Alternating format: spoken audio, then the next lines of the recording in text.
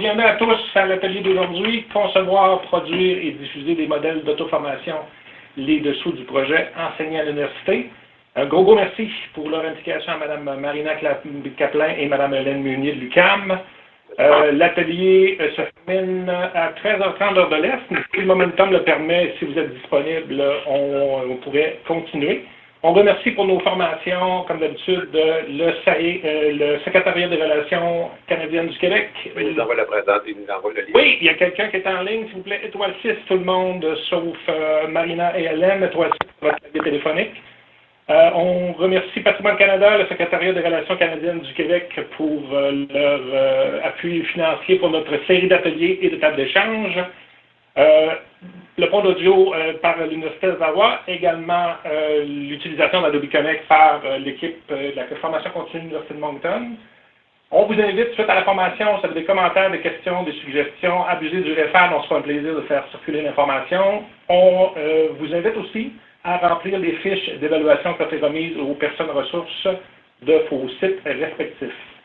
Dernier détail technique, si vous croyez l'avoir fait, refaites-le s'il vous plaît pour ne pas prendre de chance. Tout le monde, sauf Marina Hélène, étoile 6 sur votre clavier téléphonique pour la sourdine du système audio, pour empêcher l'écho ou les problèmes de son.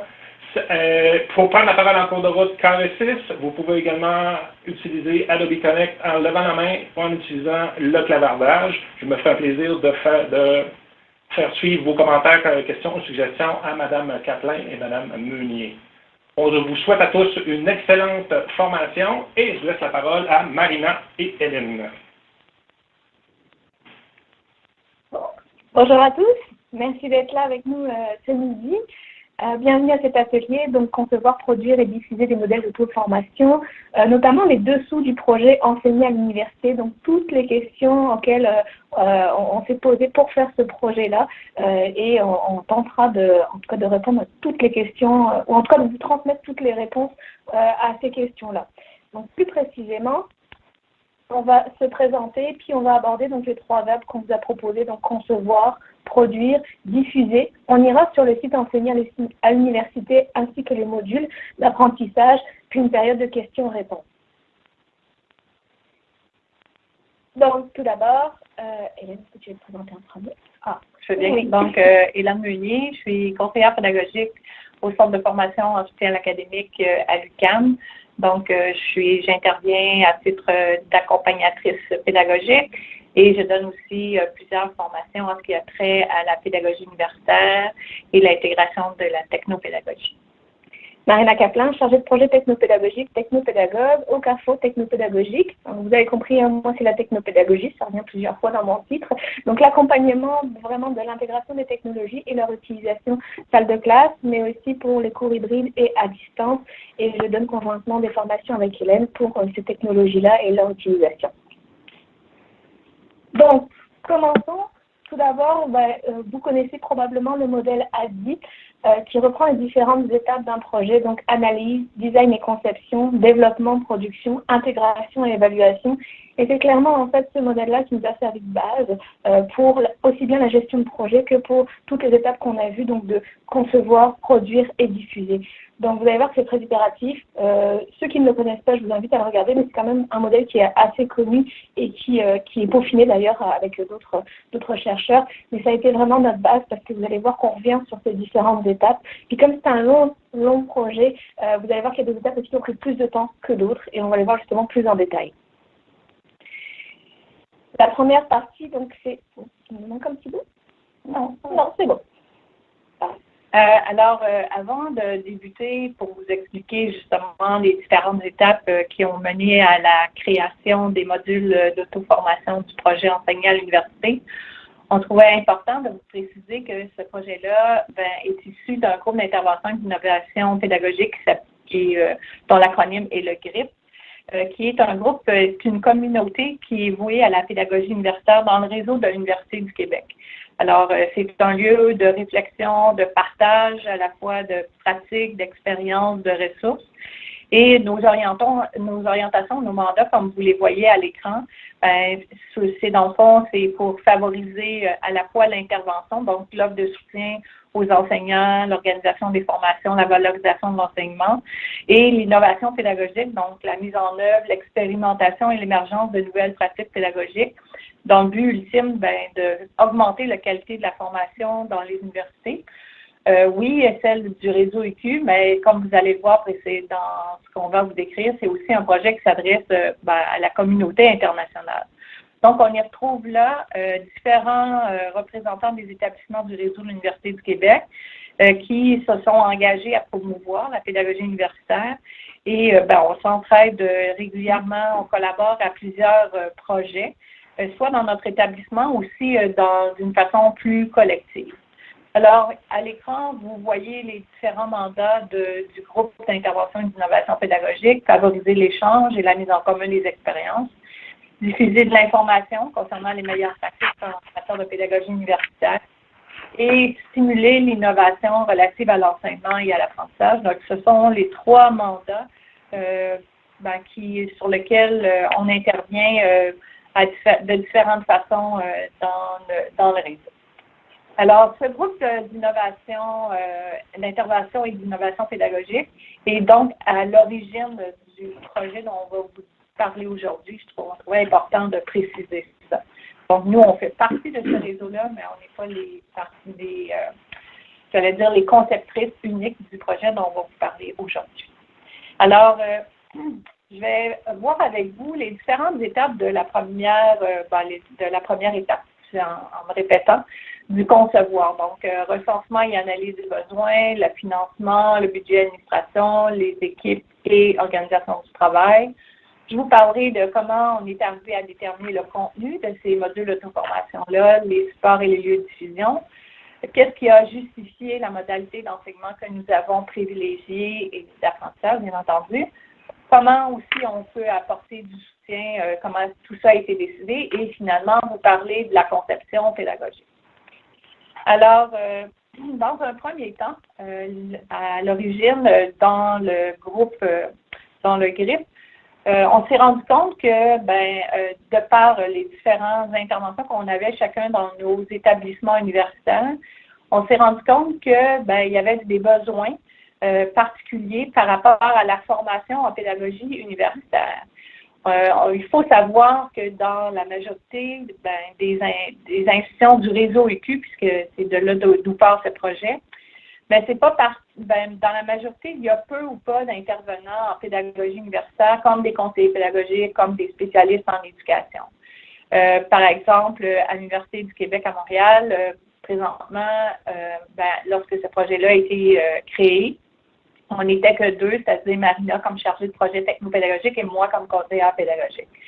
Dans une autre université, une seule personne est dédiée à la pédagogie universitaire, et tandis qu'une équipe assez importante est dédiée à l'implantation ou l'intégration des formations en ligne. Donc, c'est assez varié et on s'est rendu compte que, justement, les enseignants, les nouveaux enseignants plus particulièrement en pédagogie universitaire étaient peu ou pas formés. Alors, on a décidé d'aller faire une analyse justement à ce sujet-là, donc de faire un inventaire des pratiques qui étaient dans les différentes universités du réseau EQ et aussi ailleurs. Donc, pas juste dans le réseau EQ, on est aussi allé dans d'autres universités.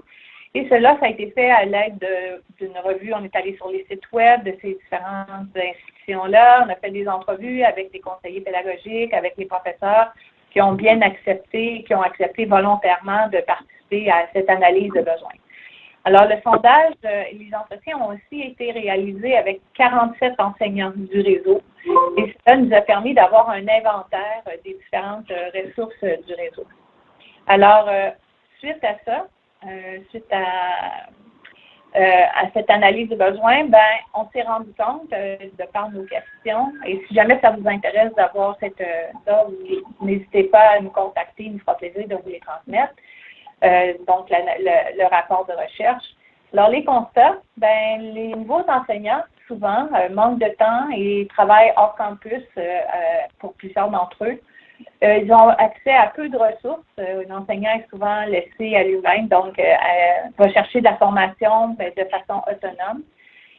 Comme je vous le disais précédemment, l'accompagnement est présent dans presque tous les établissements, mais peu de ressources pour accompagner les conseillers pédagogiques qui sont souvent tout seuls dans leur petit coin, comme par exemple moi, même si je ne me sens pas si seule que ça dans ma grande université, mais il y a peu de ressources donc pour outiller les conseillers pédagogiques dans un accompagnement avec les nouveaux enseignants. Et un besoin partagé d'avoir des ressources, justement, parce que c'est beau d'être un enseignant dans une institution postsecondaire, mais il y a certaines pratiques qui sont, j'allais dire, qui sont maintenant à revoir. Et on se rend compte qu'il y a peu de ressources. On s'était rendu compte à l'époque qu'il y avait peu de ressources qui pouvaient les aider dans ce sens-là. Alors, voilà donc le rapport ou la synthèse de ce qui a été constaté lors de cette analyse des besoins.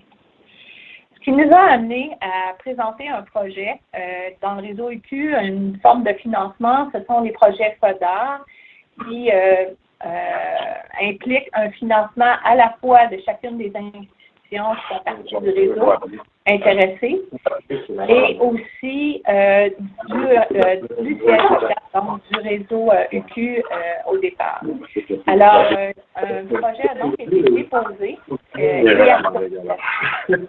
nécessitant donc la participation de chacune des universités et chacun des membres institutionnels du réseau UQ a donc été partie prenante de ce projet-là, de par le financement et de par aussi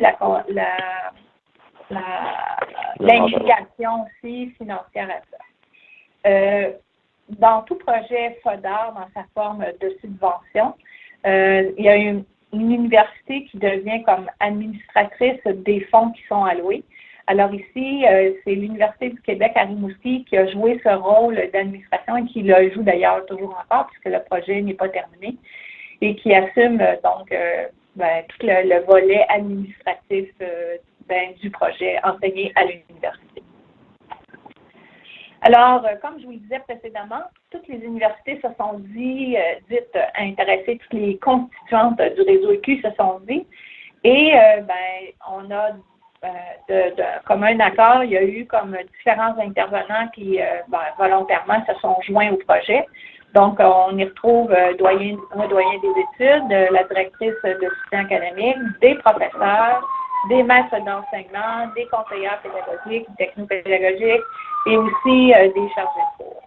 Alors, je ne ferai pas la liste nécessairement, je ne vous nommerai pas tous les gens qui sont présents, mais vous voyez quand même que c'était une très bonne équipe. Et on retrouve des représentants de presque toutes les constituantes des institutions. Donc, vous voyez l'UQAR, l'UQAM, l'UQTR, l'UQO, l'UQAC, l'ETS, la TELUC. Donc, presque tout le monde a été partie prenante, en tout cas, de ce projet-là.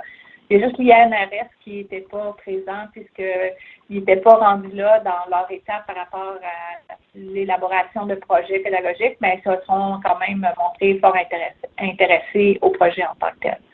Donc, c'est cette fameuse équipe-là qui a décidé ensemble de se lancer dans cette aventure-là. Donc, c'est quand même assez impressionnant le nombre de personnes qui se sont senties interpellées et qui ont interrompu la tâche.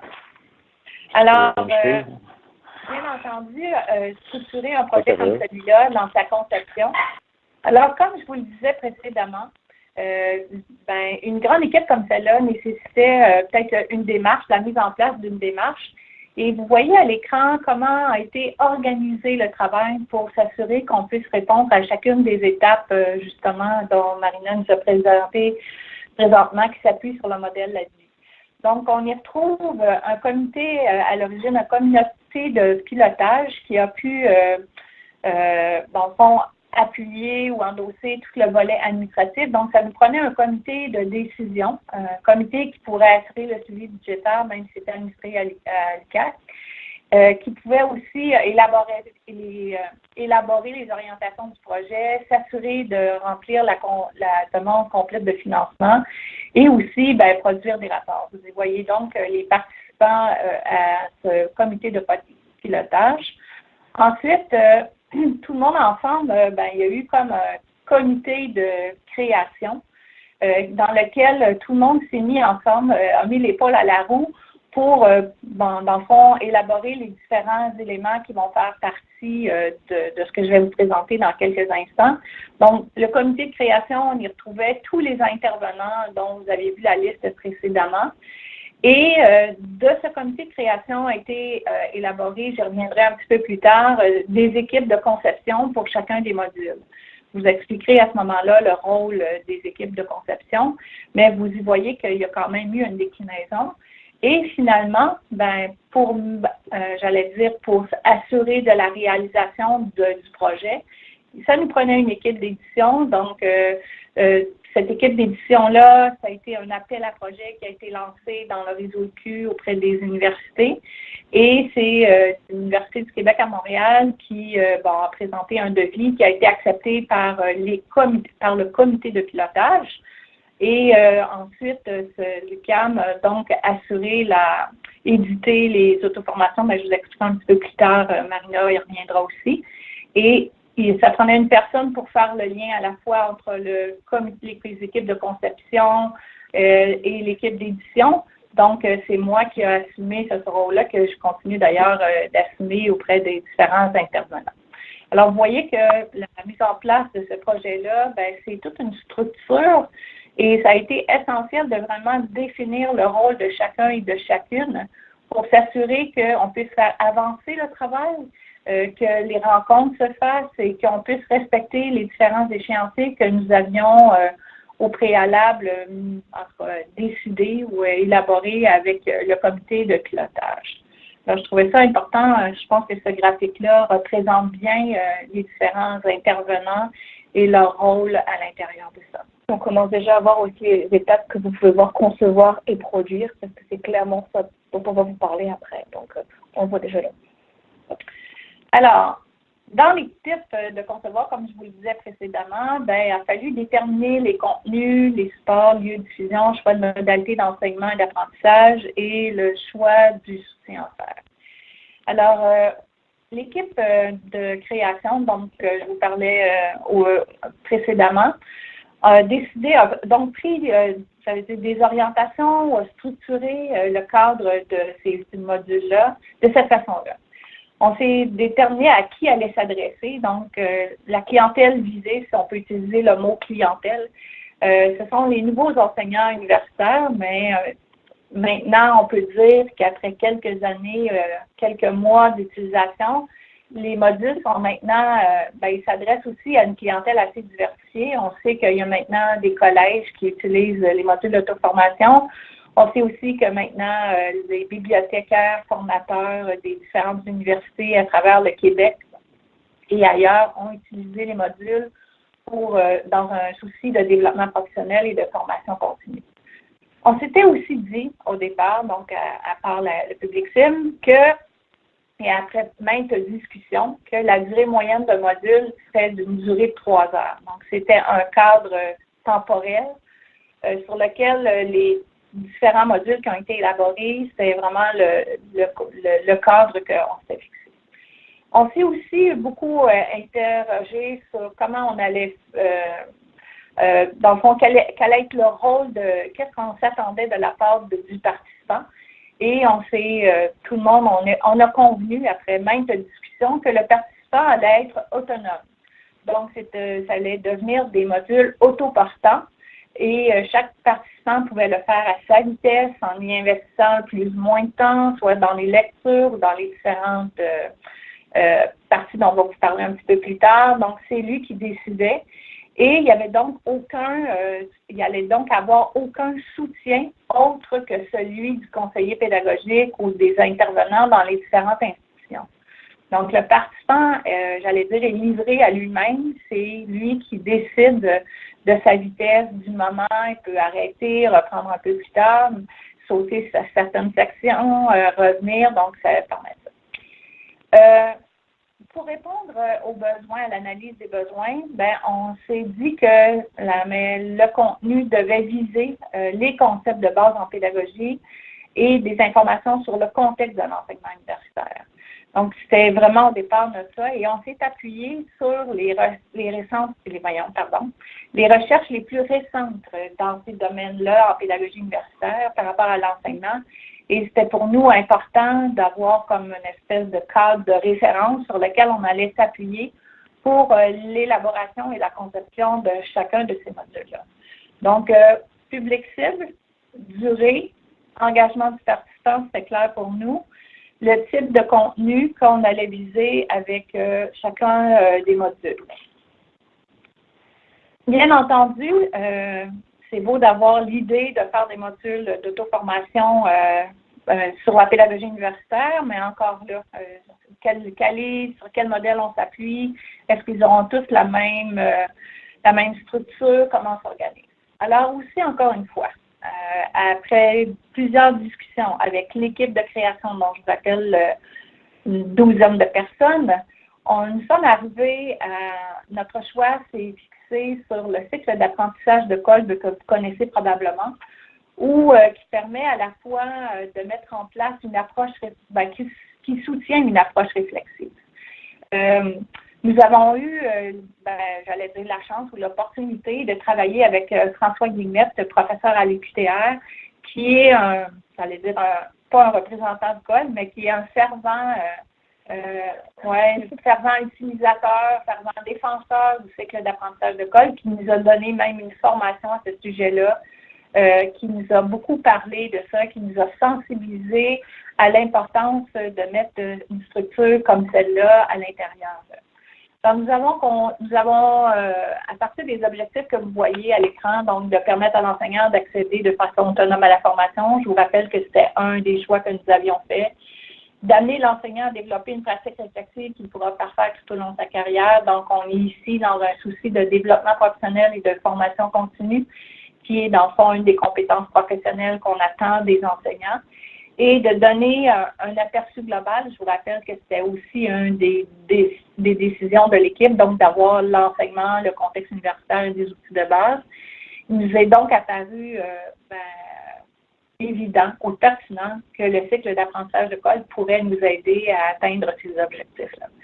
Alors, brièvement, sans vous faire une formation là-dessus, on y retrouve différentes étapes. Donc, l'expérience qui permet aux participants de revenir soit sur des expériences antérieures ou de lui faire vivre une expérience. L'explicitation, donc de permettre aux participants de décrire les faits et les pensées. L'explication, donc on fait dans chacun des modules où il y a beaucoup de liens avec les connaissances théoriques. Je vous disais comment c'était important pour nous de faire des liens avec la recherche. Et l'expérimentation où le participant est amené à décider, à planifier, à expérimenter. Donc, chacun des modules et chacune des unités qui font partie des modules, vous allez le voir tantôt dans notre petite visite guidée, s'appuie sur ce cycle-là. Donc, tous les modules qui ont été mis en place ont été vraiment axés, en tout cas, s'appuient vraiment sur ce cycle d'apprentissage-là. Puis, je vous rappelle, notre objectif, j'allais dire, ce qui sous-tend ça, c'est qu'on voulait former des praticiens réflexifs. Donc, l'approche réflexive était au cœur de notre démarche. Oui, merci, madame. Donc, maintenant, lorsque tout ça a été un peu mis en place, vous voyez les grandes lignes de ce qu'on a dit. On s'est dit maintenant que dans ces modules-là, on souhaitait que ça soit assez diversifié.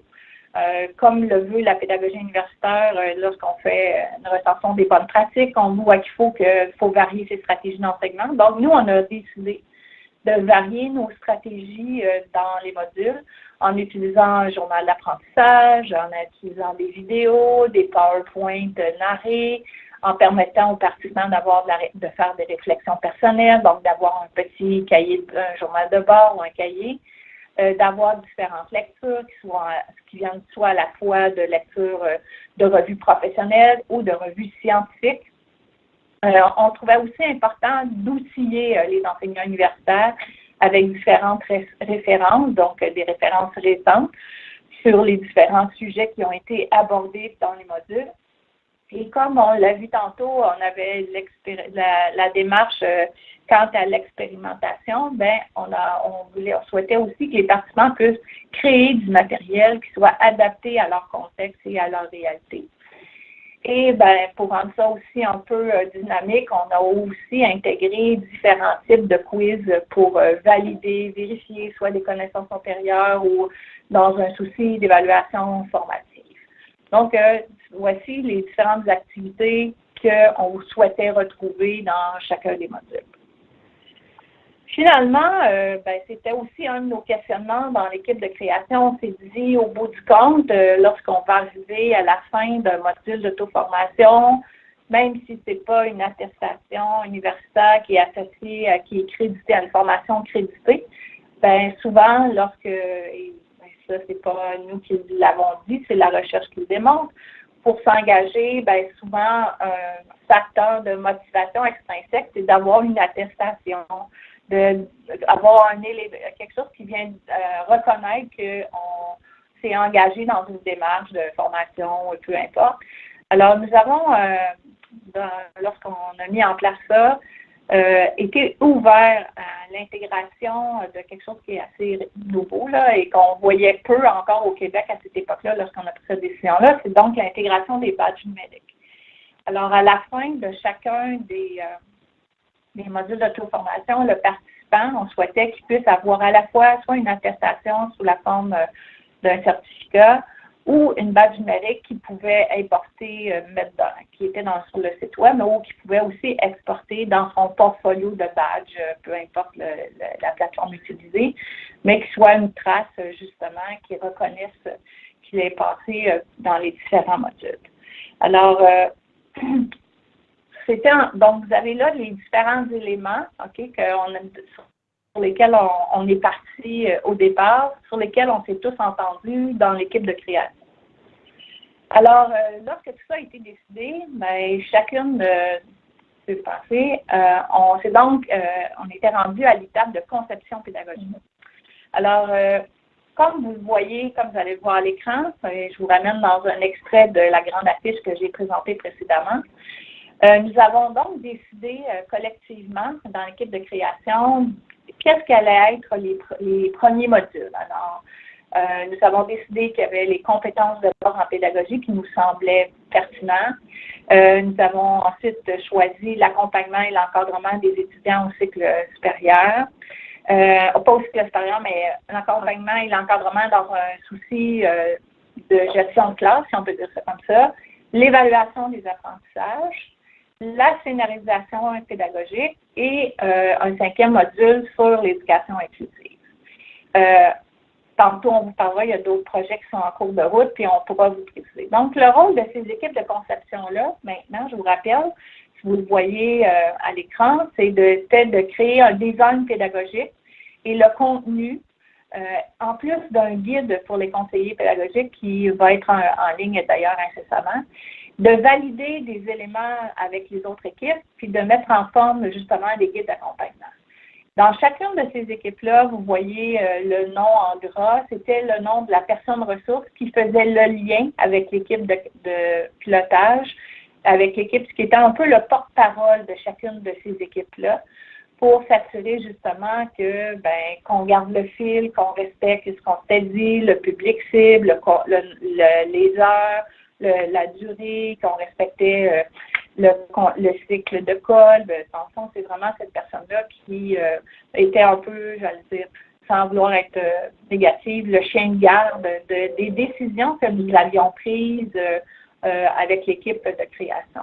Donc, vous voyez ici les équipes de conception qui ont travaillé à partir d'un design pédagogique, qui ont pu, dans le fond, valider le contenu, ils allaient vérifier, c'est eux qui ont trouvé les références, ils sont allés valider avec d'autres, des experts, ils sont partis d'un document que l'Université du Québec à Trois-Rivières nous a fourni pour scénariser tout ça, mais c'est vraiment le contenu, avant de scénariser, il y a eu vraiment une recherche active là, sur les différents contenus, qu'est-ce qu'on devait aborder, tout ça, avant d'appliquer, tout mettre ça dans justement le cycle de l'apprentissage de code. Donc, essentiellement, il y a un grand travail qui a été effectué par toute cette équipe-là. Un gros recensement, puis après de les mettre en 3 heures, puis comment, etc. C'est ça, tout à fait. Donc, voyez un peu tout ce qui a été à la base, j'allais dire, vous avez vu les différentes étapes qui nous ont amenés à concevoir c'est ça, les différents modules d'auto-formation enseignés à l'université. Est-ce qu'il y a des questions sur cette première partie, justement, de conception, l'organisation ou autre? On a décidé de répartir des petits temps de questions afin d'être sûr qu'on puisse répondre à tout le monde. S'il y a des questions, des commentaires, des suggestions, gênez-vous pas. Utilisez le clavardage. Si vous n'êtes pas trop gêné, vous pouvez également faire carré 6 sur votre clavier téléphonique pour prendre la parole ou lever la main via Adobe Connect. On a eu un commentaire que tout va bien. Clair et limpide.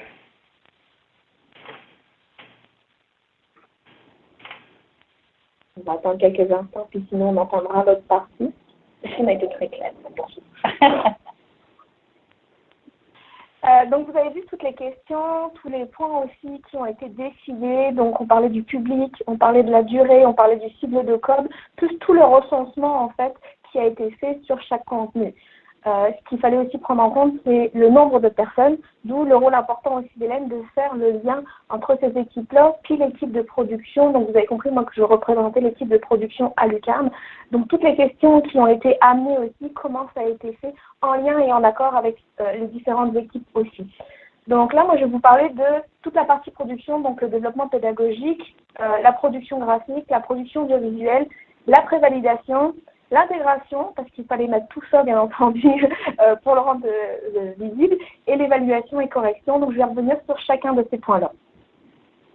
Donc, développement pédagogique, l'organisation avec les équipes. Donc, comme je disais, Hélène avait vraiment un rôle très, très important pour nous, parce qu'il nous fallait une commande claire et traduire les pensées de différentes personnes que vous avez vues dans les modules. À chaque fois, ça tournait entre 4 et 5 personnes à peu près.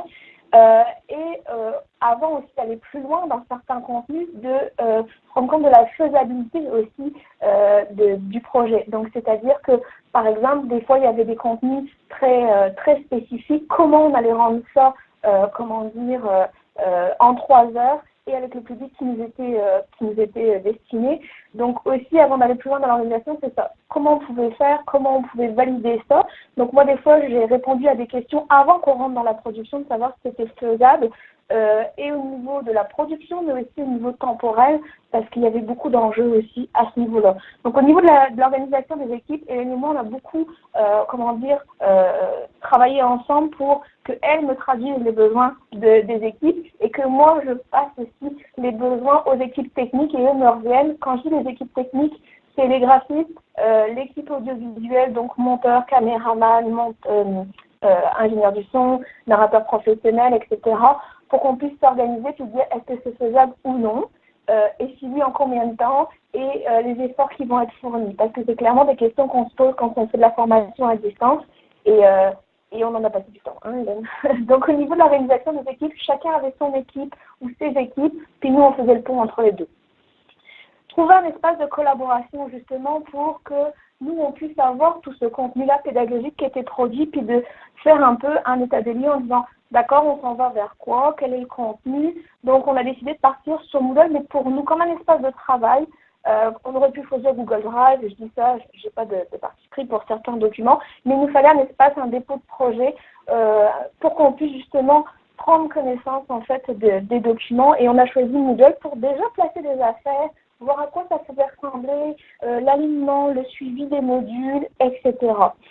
Ensuite, à partir de là, Hélène s'assurait d'un point de vue pédagogique du cible de code, mais quand elle vous a montré les différentes activités comme les exercices, les vidéos, etc., est-ce que les choix des supports médiatiques répondaient aussi à ces besoins-là? Et nous, ce qu'on proposait en production, vidéo ou autre, répondait au développement pédagogique. J'espère que je suis claire comme je dis ça.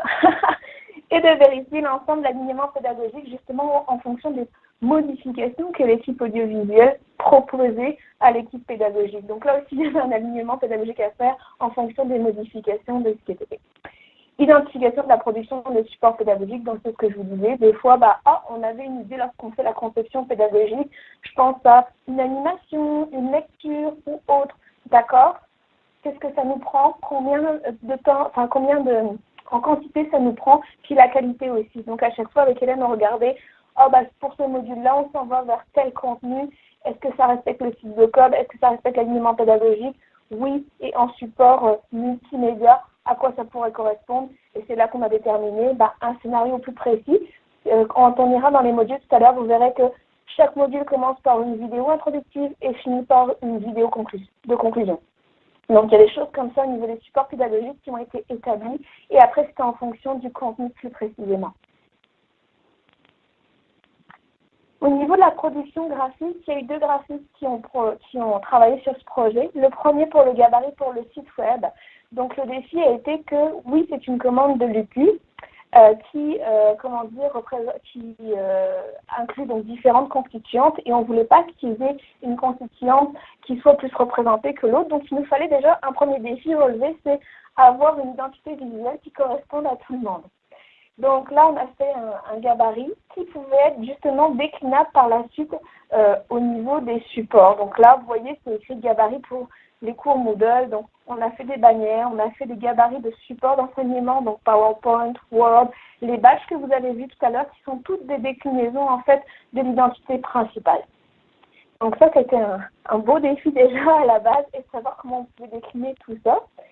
Mais aussi comme vous disiez Hélène, il y a eu un recensement de tous les contenus, donc de l'existant, mais aussi des choses à produire. Donc comment ceux qui existaient déjà, on allait pouvoir les refondre avec cette identité visuelle-là.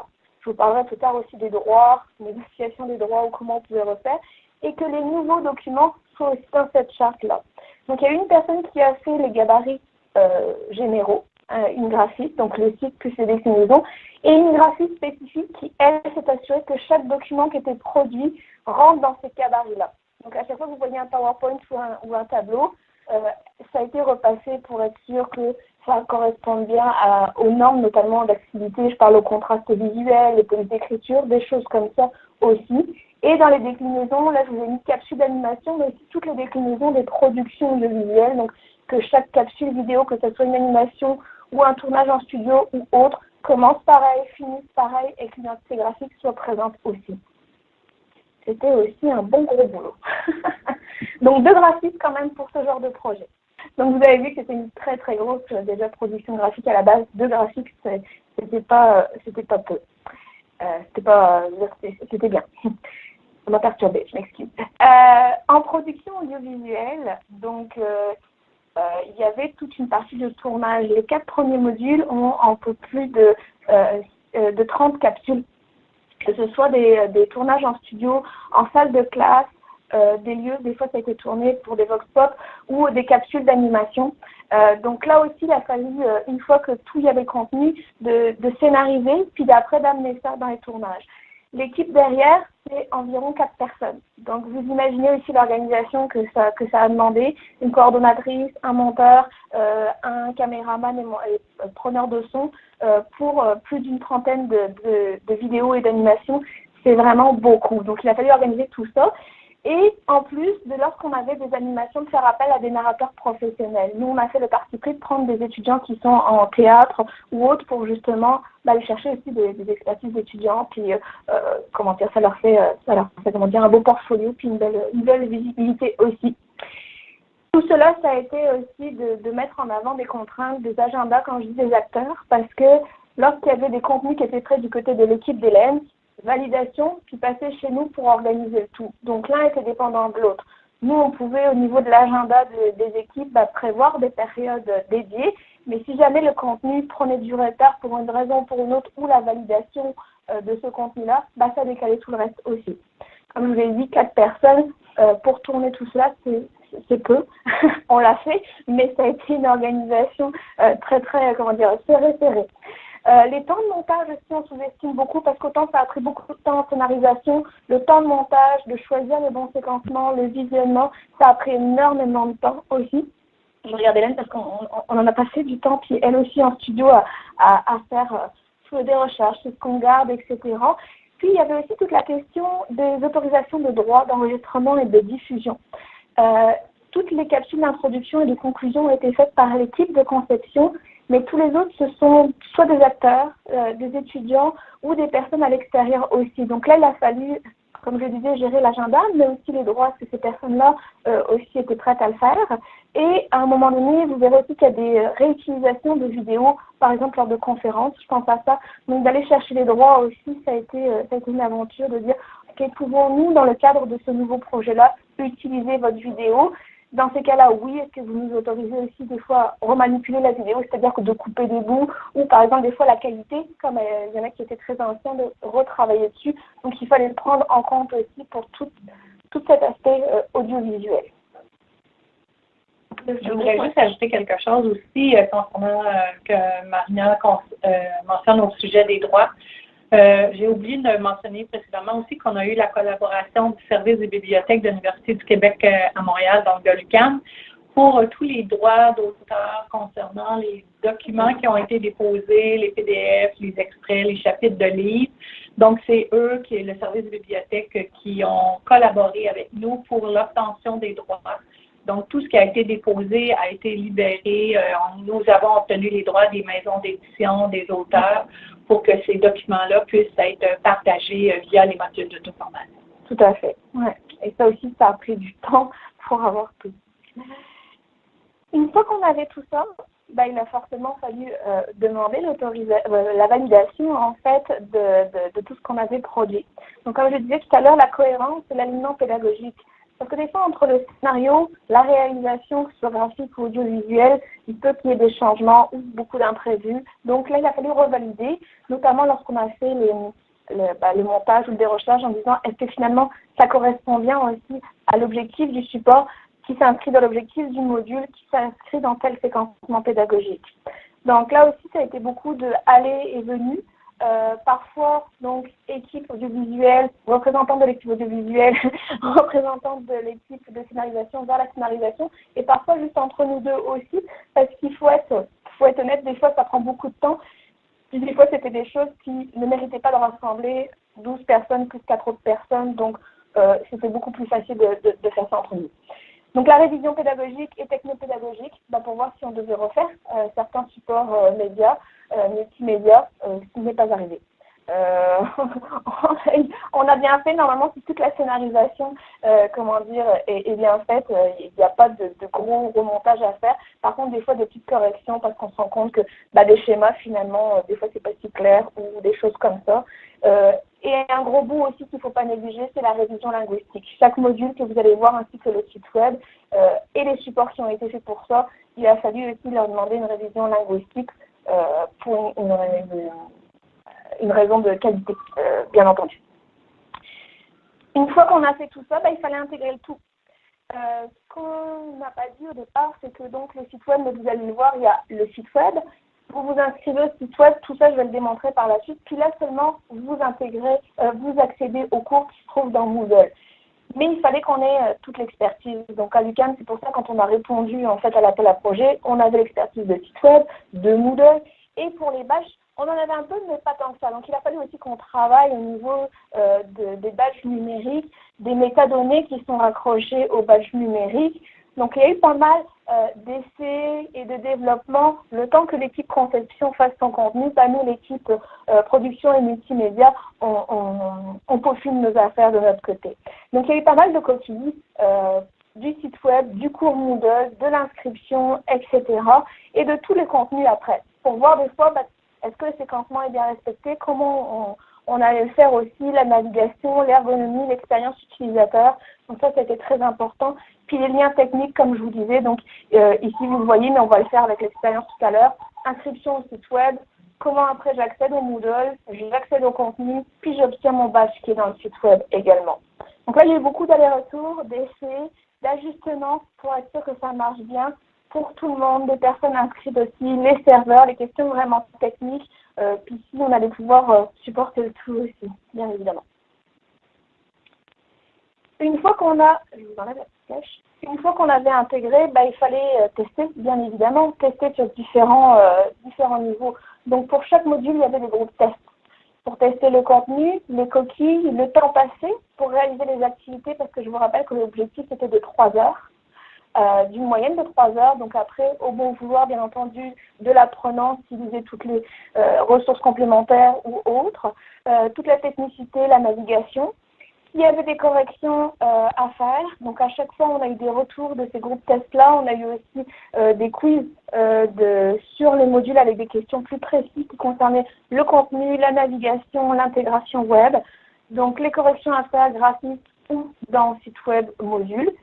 Et le processus d'amélioration, quand on va aller sur les cours tout à l'heure, vous allez voir que Hélène parlait de quiz pour l'apprenant, mais aussi pour nous, on leur a laissé un formulaire de dire qu'est-ce qui a fonctionné, qu'est-ce qui n'a pas fonctionné, qu'est-ce que vous avez aimé, pour savoir justement votre expérience en tant qu'apprenant et pas sur le contenu même. Donc on est toujours dans ce processus d'amélioration, puisqu'il y a d'autres modules qui arrivent aussi, donc on les prend en compte et on fait régulièrement, je veux dire, un retour sur ces questionnaires-là. Voilà.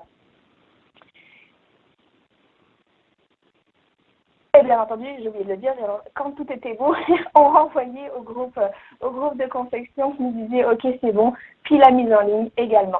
Sachant que les 4 premiers modules ont été mis en ligne ensemble, puis les autres sont de manière graduelle. En fait, il y a le 5e qui arrive dans pas longtemps. Il y en a un 6e qui arrive aussi sur l'accompagnement dans les cycles supérieurs et 2 autres sur la formation à distance. Donc, vous voyez, on est toujours en fait dans ces processus-là. Donc voilà pour la partie production, où je suis entrée peut-être un peu plus technique. Si vous avez des questions par rapport à cette partie-là, avant qu'on entame la partie diffusion et démonstration, n'hésitez pas.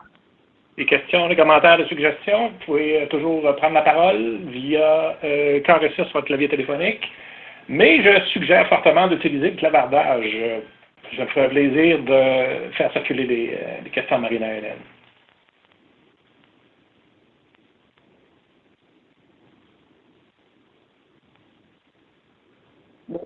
Claire et net. Bon. La dernière partie, qui est la diffusion. Donc là, on va se relier toutes les deux. C'est que, vous avez compris, hein, c'est un très gros projet, tant de la conception que de la production. On était très très fiers de pouvoir en faire la promotion une fois que c'était fait.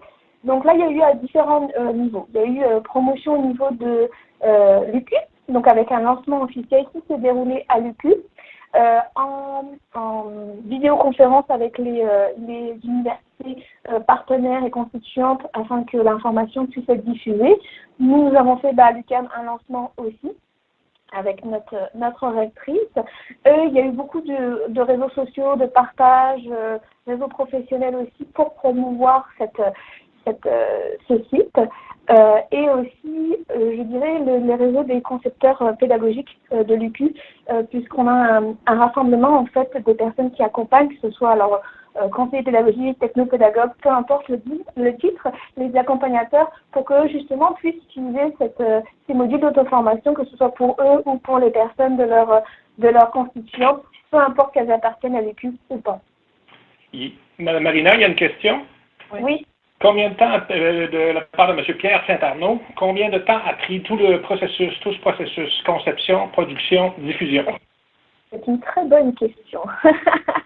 J'aurais dit un an et demi, mais... Non, plus que ça. 2 ans. Oui, 2 ans. Entre 2 et 3 ans. Ouais, 2 ans et demi. Ouais. Ça, c'est pour les 4 premiers modules avec le site web et les badges, sachant qu'on n'a jamais réellement arrêté, puisque comme je vous disais, on a travaillé là, il y a 2 autres modules qui étaient tout de suite après, plus encore 2 autres, donc soit 4 autres modules aussi qui arrivent.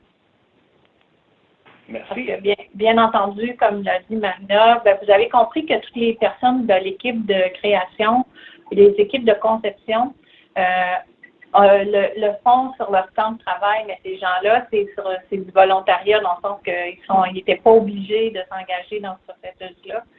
Et comme on est soumis à des agendas variés, puis il y a des gens qui étaient à Rouyn-Noranda, puis d'autres à Rimouski, des fois, des temps de rencontre, oui, on pouvait les faire en ligne, mais parfois, on avait besoin de se rencontrer physiquement.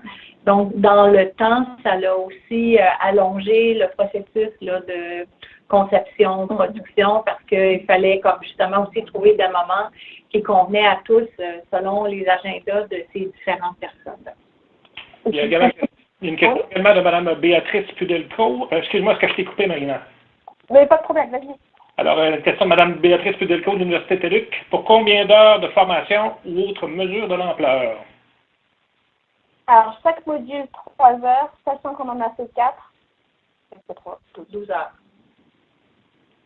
Et il y a également Marie-Josée Tondreau du Cégep de la Abitibi-Témiscamingue, qui demande alors 2 ans et demi pour 15 heures de cours. C'est ça. Parce que, comme mais il faut savoir que dans le temps, il y a comme des moments aussi où il y a eu comme des arrêts. Oui, c'est ça. Parce que, on a dû attendre, comme c'était l'équipe de l'UQAM, il y a des moments où c'est les personnes dont Marina nous parlait étaient peu disponibles à ce moment-là parce qu'ils interviennent aussi dans la formation de l'UQAM, dans les cours universitaires. Il y a des moments où Marina était moins disponible, des moments où moi j'étais moins disponible. Donc, c'est sûr qu'il y a tout le facteur humain de nos disponibilités, puisque nous, on n'a pas été libérés. C'était intégré dans notre tâche. Donc, c'est-à-dire que si on avait du temps, à un moment donné, on y allait là-dessus, mais on n'a pas été libérés de nos autres tâches pour s'occuper de ça. C'était comme, j'allais dire, en plus de tout le reste. C'est ça. C'est ça. Oui. Donc, c'est ça. Sachant que avec l'ampleur du projet, on a chacune eu nos tâches qui se sont débordées. Hélène appartenait au comité de création et moi au comité d'équipe. Puis il y a des moments où on se partageait aussi d'autres tâches, où moi je faisais plus de la révision pédagogique, toi plus de la techno. Donc, parce qu'on avait l'ampleur de ce projet-là, on voulait y arriver aussi. Il y a Mme Tondreau d'ailleurs qui souligne que c'est compréhensible, c'est beaucoup de travail, bravo à l'équipe. Merci, parce que c'est ça, comme je disais, l'agenda des acteurs, ça a été un beau défi. Au niveau des supports, Hélène parlait tout à l'heure d'un guide d'accompagnement, parce que c'est ça, on a fait ces 4 modules de 3 heures, mais c'est tous les supports aussi à côté qui sont en complément ou qui peuvent aussi, aider tout le monde sans forcément suivre la formation. Le guide d'accompagnement, ça a été fait pour ça. Toutes les informations qui sont données peuvent être réutilisées en dehors. Donc, support pédagogique, bien évidemment, mais aussi support promotionnel. Donc, il y a eu des affiches, il y a eu des petits post-it, il y a eu des choses comme ça pour vraiment promouvoir. Parce que c'était un projet, je dirais pas quasiment unique, mais de l'UQ d'aussi grosse ampleur, puis avec les technologies qui étaient utilisées, comme par exemple les balles numériques ou autres, on voulait vraiment mettre l'emphase là-dessus. On a essayé d'être vert dans le sens pas trop de papier imprimé ou des choses comme ça, mais on l'a quand même promu pour que tout le monde puisse l'utiliser parce qu'on estime quand même que ça peut toucher plein de monde. Puis d'ailleurs, au niveau des statistiques d'utilisation, c'est pas utilisé que au Québec. On touche toute la francophonie, notamment beaucoup l'Europe et l'Afrique du Nord. Donc c'est vraiment très intéressant. On l'utilise pour des professeurs, des accompagnants et parfois on a des étudiants aussi. Donc c'est vraiment intéressant de voir cette utilisation-là. Je vais rester un peu pour dire ça. Voilà. Donc, vu qu'il n'y avait pas d'autres questions entre les deux, mais n'hésitez pas, ce que je vous propose, c'est d'aller voir justement à quoi ressemble, pour ceux qui ne l'ont pas vu, le site et un cours également. Excuse-moi, Marina. Oui. Il y a 2 questions. Il y a Sabrina d'Ateluc. Est-ce que vous avez un soutien technique ou un soutien de première ligne? Si oui, est-ce l'UQAM qui assure ce rôle? Quand vous dites soutien technique, est-ce que c'est signé un bobo technique sur le site web ou dans le cours? J'imagine que c'est soutien technique. Madame Sabrina est en train de répondre. Si oui, est-ce que habituellement c'est l'UQAM qui s'occupe? Parce que c'est nous qui sommes effectivement porteurs sur la plateforme. Alors, il n'y a pas alors, oui, techniquement, c'est nous, tout à fait. Mais s'il y avait des questions, comme le disait Hélène, c'est autoportant. Donc, on réfère aux personnes qui ont des questions pédagogiques ou autres, d'aller voir dans leur constituante d'appartenance pour voir si justement il y avait un conseiller ou une autre source qui peuvent les aider. Mais techniquement, c'est nous, effectivement. Donc, aussi bien le site web que le cours Moodle, etc. Le badge, quelconque. Il y a également Mme Béatrice Poudelco qui a une autre question. Je répète tout haut pour les gens qui vont suivre la vidéo un peu plus tard aussi. Je comprends qu'elle a un contexte particulier, le multitâche et le lot quotidien des professeurs d'université et des autres professionnels également. Mais ceci dit, quels enseignements vous en tirez quant à la conception des formations en ligne sur le plan de l'investissement temporel? Très belle question. On ne le dira jamais assez pour ceux qui ont déjà fait des formations en ligne ou qui s'y engagent. La partie conception et organisation est à ne surtout pas négliger, d'autant plus quand on a une multitude d'acteurs. On dit souvent la courbe d'apprentissage est beaucoup plus importante quand on se lance dans la formation en ligne parce que la conception est plus importante pour la partie production. Je pense qu'on a eu un bon processus avec les différents groupes que vous avez vus, comité de pilotage, comité de création, équipe d'édition. La seule chose que, effectivement, qui nous a été un beau défi, c'est de ne pas avoir été dégagé spécialement pour ce projet-là. Si c'était à refaire, honnêtement, ça serait beaucoup plus facile pour tout le monde pour pouvoir prioriser nos actions. Donc, au niveau de l'enseignement, attirer, en tout cas pour ce projet-là, c'est d'être dédié, d'avoir du temps vraiment consacré pour ça. Parce que quand on est nombreux en plus, ça demande beaucoup de communication, beaucoup d'organisation et de gestion des ressources et du temps.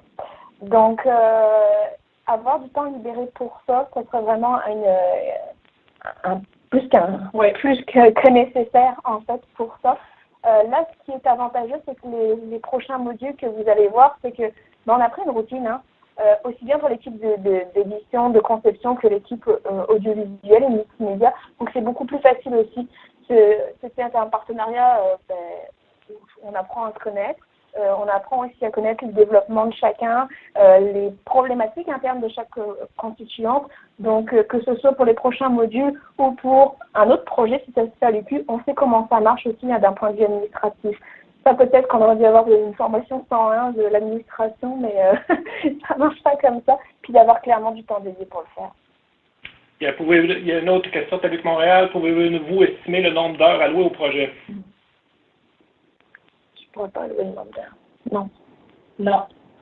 Non, parce que comme il est toujours en cours. Ouais, c'est difficile. Parce que comme chacune des équipes de conception se sont réunies, on n'a pas l'agenda et une compilation des heures qui ont été accordées parce qu'il y en a chacun de leur côté travaillait sur une partie, ensuite une mise en commun, un retour, un rétro. Alors on ne pouvait pas nécessairement décider le nombre d'heures allouées au projet. On n'en a pas fait le décompte. Non, nous on l'a fait d'un point de vue technique, que je n'ai pas les nombres par rapport au tournage et aux engagements qui ont été faits parce qu'il a fallu qu'on fasse des contrats avec les acteurs ou les narrateurs professionnels. Mais dans l'ensemble, on n'a pas tiré encore de cette conclusion-là, comme le disait Hélène, parce qu'il y a trop de parties.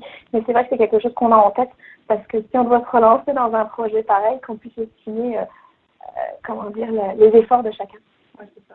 Il y a également une question de M. Pierre Saint-Arnaud. Quel conseil donneriez-vous lorsque l'on souhaite aborder un partenaire potentiel tel qu'une commission scolaire ou une université? M. Saint-Arnaud souligne que c'est peut-être pas évident à répondre en quelques minutes. Merci. Aborder un partenaire potentiel.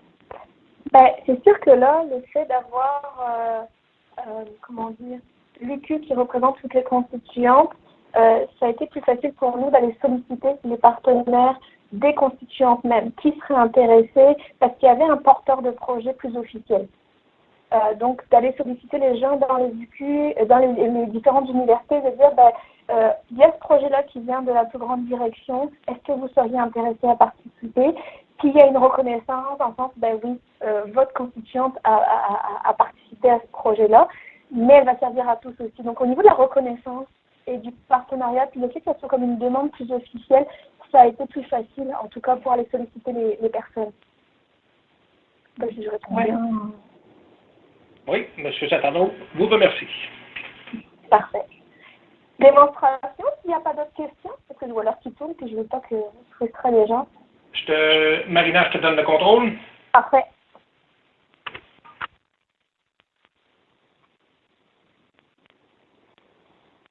Est-ce que tout le monde voit bien mon écran? Quand je fais ça, par contre, je ne peux pas voir le chat, donc je vais juste attendre une confirmation orale pour dire que tout est beau. Ah, si, ça y est, ça apparaît. Parfait. Pas très bien, Marina. Parfait. Donc là, quand vous allez sur enseigneraluniversité.com ou enseigneraluniversité.uqam.ca, ce sont des redirections, vous arrivez sur notre magnifique site. Après tout ce qu'on vient de dire, vous comprenez qu'on est très fiers quand même du temps qu'on a passé dessus. Donc, Enseigner à l'université qui vous présente en gros ce qu'on vous a présenté de manière un peu plus détaillée. Donc, à quoi sert le site, l'objectif, que ce sont des modules gratuits et accessibles, ça on ne l'a peut-être pas assez dit, mais tout le monde peut y participer. Les modalités avec 3 heures, puis la reconnaissance. Je vais juste passer les différents onglets ici avant d'aller dans les modules. Dans le à propos, vous retrouverez plus détaillé ce que Hélène a dit, donc le contexte du projet, la démarche proposée dans les modules d'auto-formation avec l'apprentissage expérientiel de code, donc avec des liens aussi si ça vous intéresse pour aller plus loin. et l'équipe participante que vous retrouvez en photo ici, puis tous les membres, etc., puis par module également. Il y a le guide d'accompagnement qui va arriver d'ici peu. Donc, pour ceux que ça intéresse, n'hésitez pas. La fameuse question tout à l'heure technique, vous pouvez nous joindre par formulaire également. Donc, quand on est intéressé, il y a la possibilité donc d'aller dans les modules. Puis là, vous retrouvez donc les 4 premiers qui ont été finis. Comme je dis, il y en a 4 autres qui arrivent. Pour chacun, lorsque vous cliquez, vous retrouvez le badge qui est décerné par le GRIP, une brève description, puis là, suivre le module. Je suis déjà inscrite. Si vous regardez en haut, ici, il y a mon compte et se déconnecter. Pour toute personne qui n'est pas encore inscrite, il vous suffit simplement de se connecter. Vous n'êtes pas obligé d'appartenir, comme je vous disais, à une constituante quelconque de l'UQ. Il n'y a vraiment aucun problème. Donc, allez-y. Créez-vous un compte, puis à partir de là, vous pouvez choisir de suivre le module. Quand on va dedans, on arrive directement en fait sur la page donc, derrière ces Moodle d'apprentissage en ligne. Pour chacun des modules, vous trouvez donc un bloc de navigation ici. Vous trouvez la présentation générale qui vous accueille avec l'objectif général, la durée, le badge et le matériel technologique requis. Et enfin à droite, toute la boîte à outils. Le journal d'apprentissage, Hélène en a parlé brièvement tout à l'heure, c'était très important pour nous pour respecter le cycle de colle parce qu'on demande beaucoup de revenir sur ces expériences. Je m'excuse, j'ai le hockey. De revenir sur ces expériences, le vécu, l'explicitation. Donc on trouvait ça vraiment important qu'à tout moment, l'apprenant puisse venir écrire dedans.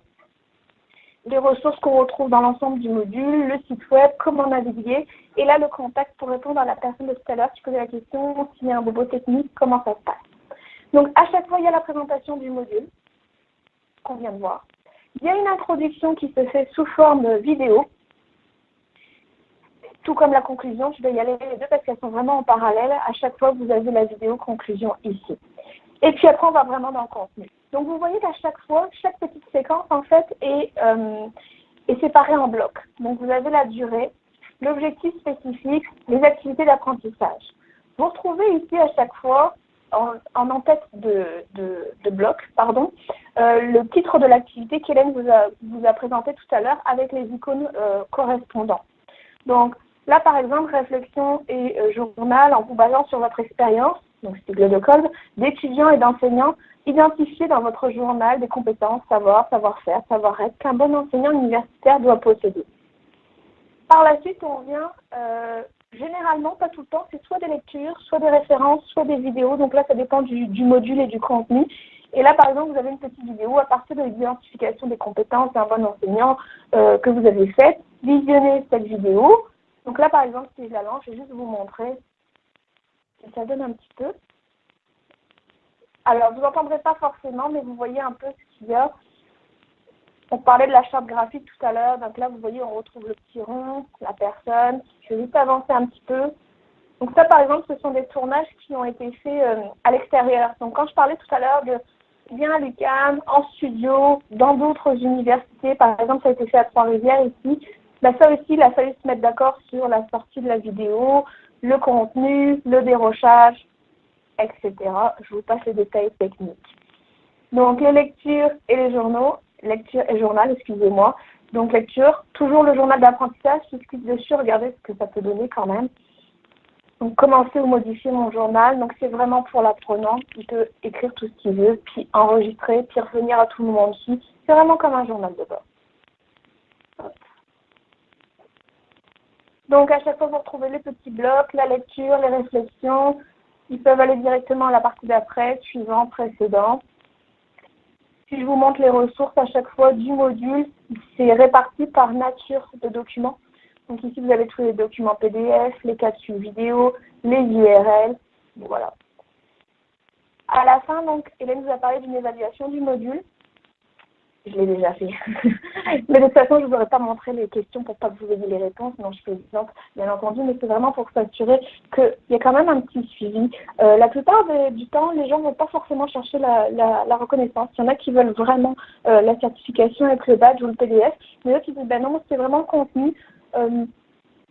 La certification, j'en ai pas forcément besoin. Il y en a qui veulent vraiment le mettre dans leur dossier académique, donc c'était une question aussi de cette reconnaissance-là, mais c'est pas forcément le cas. Quand on a fait l'évaluation, on obtient un badge que je peux retrouver ici. Je vous remontre. Si je me reviens dans mon site web, je m'excuse. Bon. Ouais, je m'excuse. Dans mon compte, ici, ça arrive. Regardez, j'ai obtenu le premier badge. J'en ai obtenu d'autres. Je suis sur un compte générique, je vous rassure. Puis on me dit, vous voyez, ça s'est connecté au nom de mon collègue. Félicitations pour l'obtention de ce badge. On rappelle les métadonnées en fait qui sont sur le badge numérique que je pourrais accueillir, soit sur Mozilla Backpack ou d'autres choses en fait qui pourraient servir de réceptacle. L'objectif, la durée, et puis je l'ai donc en version PDF également pour ceux qui veulent l'imprimer, de le mettre dans un dossier académique ou autre d'ailleurs. Donc après l'évaluation, il y a évaluation du module, excusez-moi. Donc là, c'est ce que je vous disais. L'évaluation du module, c'est l'évaluation du questionnaire, un peu de comment ça s'est passé. Ouais. Donc regardez, quand on va dessus, c'est j'ai fait des apprentissages pertinents, les activités m'ont permis de prendre conscience de mes forces. Vous voyez, c'est des choses qui nous permettent, quand je vous parlais d'amélioration continue, c'est ça. Et à chaque fois, on retrouve la section pour aller plus loin. Donc toutes les références complémentaires, soit qu'on a cité, soit qu'on leur dit, si vous souhaitez aller plus loin vraiment en détail spécifiquement, vous pouvez les retrouver ici. Donc ça fait un petit peu le tour je vais juste fermer ici, du site web et des modules d'auto-formation en ligne. Ça conclut aussi pas mal notre présentation, sauf si vous avez des questions. Donc la partie conception avec une équipe, la partie production avec une autre équipe, diffusion qui était entre les deux, et par la suite, quelque chose qui s'est allumé, voilà. Et par la suite, donc la diffusion pour ce beau projet qui nous a pris du temps, mais on a réussi. En tout cas, on espère. Si vous avez des questions... Marina, Hélène, vous m'entendez bien? Oui. Parfait. Alors, s'il y a des questions, des commentaires, des suggestions, c'est le moment ou jamais. Il y a déjà un commentaire de la part de Marie-Josée Tondreau, du Cégep de la Abitibi-Témiscamingue. Wow! Félicitations. Alors, ça débute bien, effectivement. Merci. Vous levez la main via Adobe Connect, vous utilisez le clavier, ou si vous êtes courageux et vous avez une voix mélodieuse, comme Mme Meunier et Mme Caplin, vous pouvez faire carré 6 sur votre clavier téléphonique pour prendre la parole. Alors, M. Pierre Santano vous félicite. Il y a Mme Manon Lessard qui a une question. Combien de personnes ont déjà participé à vos modules? Oui, on est... présentement, les dernières statistiques qu'on a regardées, on était rendu à plus de 1000 participants. Wow. On n'a pas le chiffre précis, là. Je m'excuse, j'aurais pu regarder. Oui, on n'a pas de la dernière fois, ça date déjà pas longtemps, la consultation, donc voilà.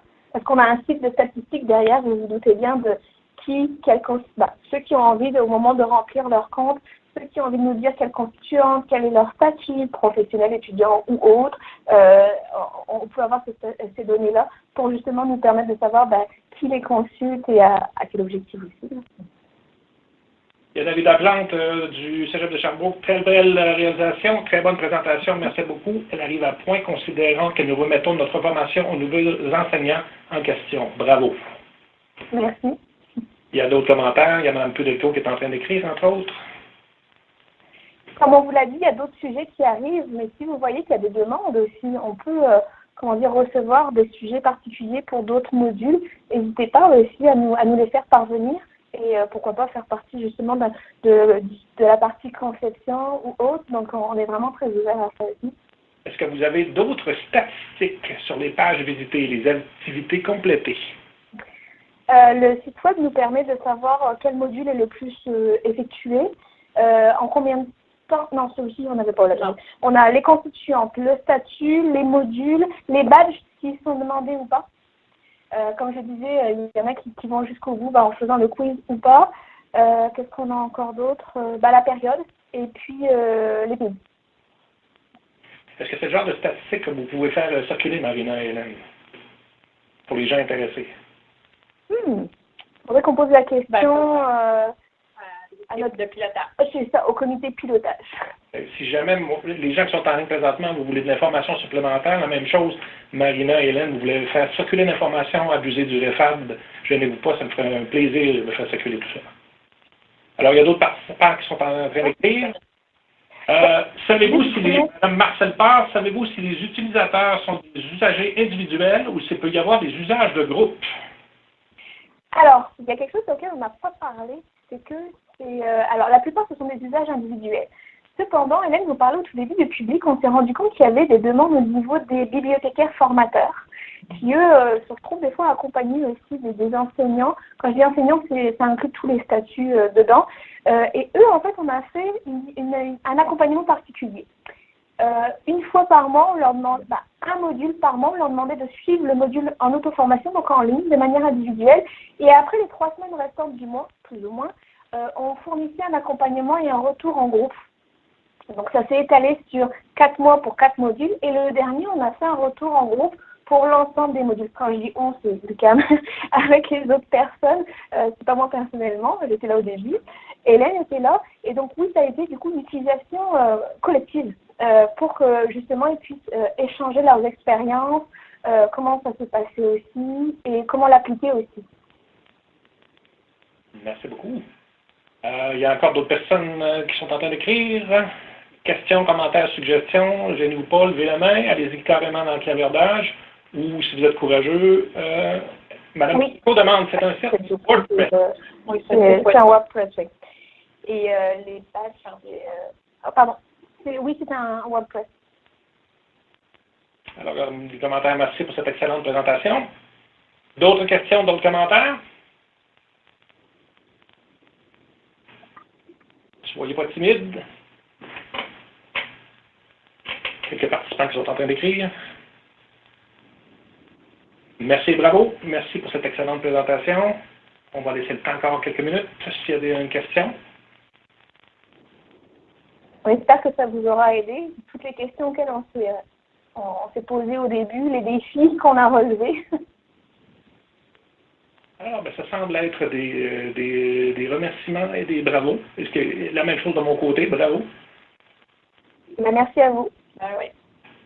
Alors, j'invite... quelle méthode de conception pédagogique avez-vous utilisée? Oui, une question de M. Pierre Saint-Arnaud. Quelle méthode de conception pédagogique avez-vous utilisée? Le cycle la conception pédagogique s'appuie sur le cycle de code, comme on l'avait expliqué précédemment, pour réaliser, mais pour concevoir, donc on avait un gabarit, on s'assurait que chacune des étapes était là, était bien définie, était bien découpée, répondait, on se posait les questions. On avait donc nos objectifs d'apprentissage au départ, on s'assurait du développement, du contenu qui était visé, donc les savoirs qui allaient être là, les outils qui allaient être utilisés, puis ensuite on scénarisait. Donc c'est vraiment en s'appuyant ça sur chacune des étapes. Clairement, le module qui s'appelle scénarisation pédagogique, on l'a appliqué pour notre propre conception. Je vous invite à aller suivre le module. Et c'est vraiment ça, surtout avec l'alignement pédagogique, puis le respect de l'expérience, de l'apprentissage en tête de code. Merci. Est-ce qu'il y a des évolutions prévues afin de permettre aux établissements d'avoir un certain niveau de statistiques? Exemple, le nombre de participants par établissement. Oui. Alors, le comité de pilotage, lui, a les statistiques. Donc, toute personne de chaque constituante qui souhaite avoir les statistiques, c'est plus dans ce sens-là, en fait, parce que nous, on ne peut pas les diffuser à large au public pour l'instant. En tout cas, on va poser la question, mais c'est sur demande. Donc, il y a des représentants par constituante qui, eux, demandent au comité de pilotage, puis là, ils ont accès à ces statistiques-là. Après, c'est à eux de voir s'ils veulent diffuser au grand public ou pas, mais chaque constituante a les propres statistiques qui la concernent en tout cas. Il y a quelqu'un qui souligne qu'on peut accrocher Google Analytics avec le site. Ça peut toujours aider un peu. L'Université de Saint-Boniface.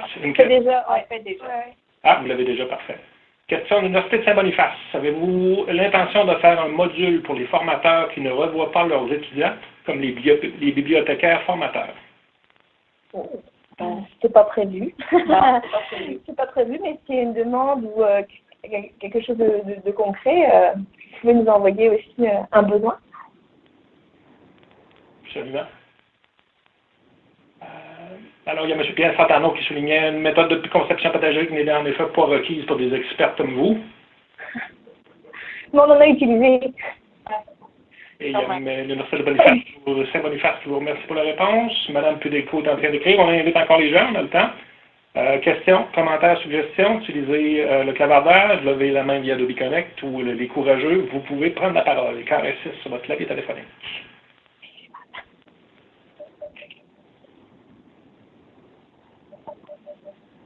c'est le temps à Mme Poudelco d'écrire. Et ensuite, s'il y a d'autres...